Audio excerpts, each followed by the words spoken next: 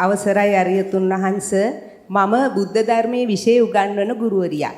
එහෙනම් කරපු කත් ලොකු කර්ම කරගෙන තියෙනවා. අරියතුන් වහන්ස මම බුදුහාමුදුරුවෝ අත්හල යුතු අන්ත දෙකෙන් ඈත්ව මධ්‍යම ප්‍රතිපදාව අනුගමනය කරා. එහෙමයි වරදි උනේ.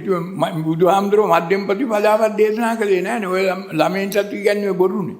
එහෙමයි මේ සිලබස් වල තියෙන එහෙමයි හාමුදුරුවෝ. ඔය සිලබස් එකේ තිබුණාට වැරද්ද නම් වැරද්දම තමයි.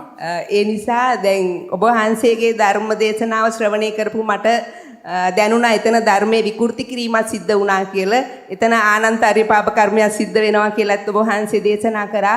ඒ නිසා ආර්යතුන් වහන්සේ මම මට කමා කරගන්න පුළුවන් ඒත් ආර්යතුන් වහන්සේ මම නැවතත් ඉස්කෝලේට ගිහිල්ලා ඒ දේම උගන්වන්න සිද්ධ වෙනවා. උගන්වන්නට වැඩිමයි.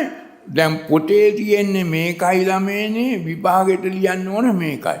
හැබැයි බුදුහාමුදුරුවෝ කියපු මේ මජ්ක්‍ධිමා පටිපදා කියන එකේ ධර්මාර්ථය මේ මත්වීමෙන් මිදී නිදහසන පිළිවෙත අනුගමනය කිරීමයි කියලා ඔබ කිව්වනම් අන්න හරි. දෙකම කියන්න ඕන. විභාගේ පාස් වෙන්න පොතේ තියෙන්නේ මෙන්න මේක ලියුවට කමන්නේ විභාගෙට ලියන්නේ බොරු කියලා.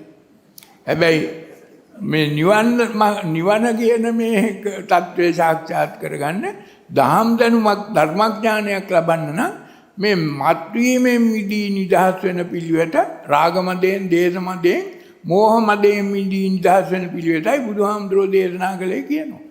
දැන් මජ්ක්‍ධිමා පටිපදා භගවතේන සම්බුද්ධා කියලා කතමේ මජ්ජි මා කියලා මේ කිව්වේ සම්මා 8 10. එහෙමයි ස්වාමීන් වහන්සේ. සංමා කියන්නේ රාගෙන් දේශයෙන් මොහෙන් මිදී නිදහස. එතනම තියෙනවනේ. ධම්මචක්කපවත්තන සූත්‍රය, සච්චේ මංග සූත්‍රය, මහා සතරාධිපට්ඨාන සූත්‍රය එතනම තියෙනවා.